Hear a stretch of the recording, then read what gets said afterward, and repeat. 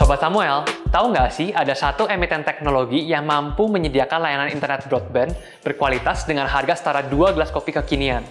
Nggak cuma itu aja, emiten ini juga menargetkan bisa menjangkau hingga 5 juta rumah di Indonesia pada tahun ini, melalui pengembangan jaringan fiber optik skala nasional yang tentunya bakal mendongkrak prospek pendapatannya ke depan. Penasaran emiten apa itu? Yuk simak pembahasannya bareng saya Jonathan Guyadi, Research Analyst dari Samuel Sekuritas.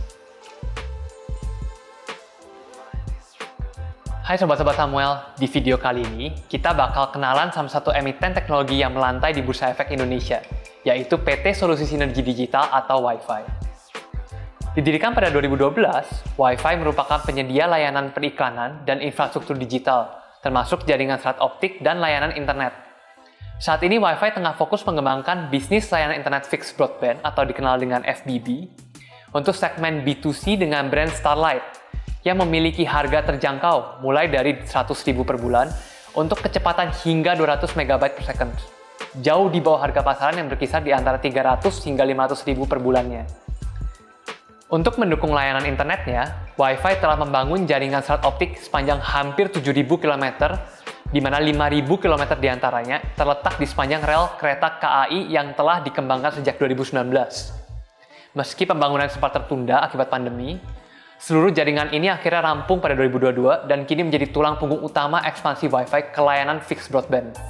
Selain itu, Wi-Fi juga telah menjalin kerjasama dengan NTT East Corporation, Nokia, dan juga Huawei untuk pengembangan jaringan backbone fiber optik dan FTTH, serta PLN Icon Plus dan juga Pertagas. Kerjasama ini diharapkan bisa meningkatkan kualitas layanan dan menjadi fondasi yang kuat mendukung pertumbuhan dan profitabilitas Wi-Fi ke depannya. Di samping infrastruktur yang canggih, Wi-Fi juga didukung dengan sosok-sosok berpengalaman di jajaran manajemennya. Di posisi nahkoda, ada Yune Marketatmo sebagai direktur utama dengan pengalaman lebih dari 25 tahun di dunia telekomunikasi, termasuk pernah menjadi CTIO dan direksi di Indosat Mega Media.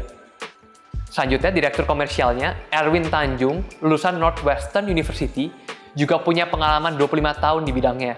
Untuk urusan jaringan, ada Muhammad Mustafirin sebagai direktur jaringan. Beliau sudah 30 tahun melalang lintang di dunia telekomunikasi, termasuk menjadi Vice President di Telkomsel.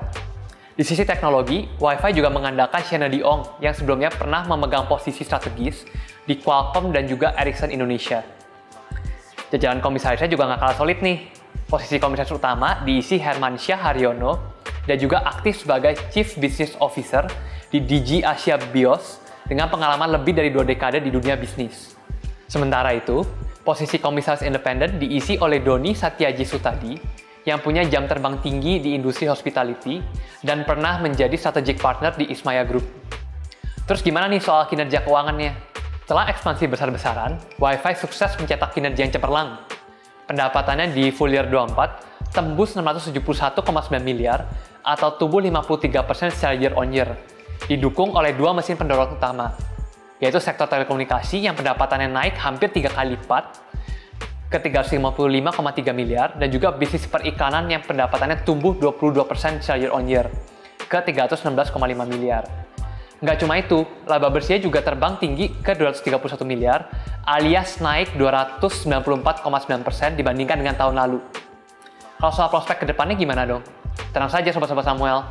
Prospeknya Wi-Fi ini sangat menjanjikan loh.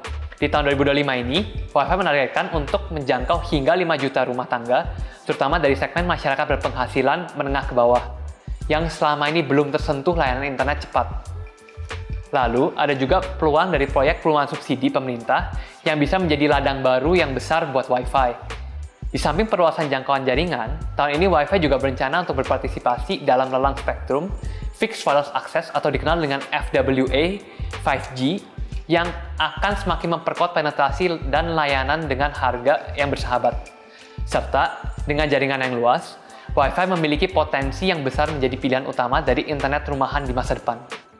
Untuk valuasinya, kami rasa saham Wi-Fi masih sangat cukup menarik, di mana dari harga sekarang, kami memberikan rekomendasi buy untuk Wi-Fi dengan target harga di 5.200 atau sekitar 6,6 kali rasio EV/EBITDA di 2026. Itu masih 40% lebih murah dibandingkan dari rata-rata sektornya. Dengan prospek yang cerah dan valuasinya masih murah, Wi-Fi menjadi salah satu saham yang menarik banget nih buat dikoleksi oleh sobat-sobat Samuel. Nah, Jika tertarik untuk berinvestasi di saham WiFi, kamu dapat membeli sahamnya dengan mudah melalui aplikasi Star ya. Sekian dulu informasi seputar saham WiFi. Terima kasih sudah menonton video ini dan jangan lupa untuk subscribe YouTube channel Samuel Sekuritas Indonesia supaya nggak ketinggalan nih video-video menarik lainnya. Sampai jumpa!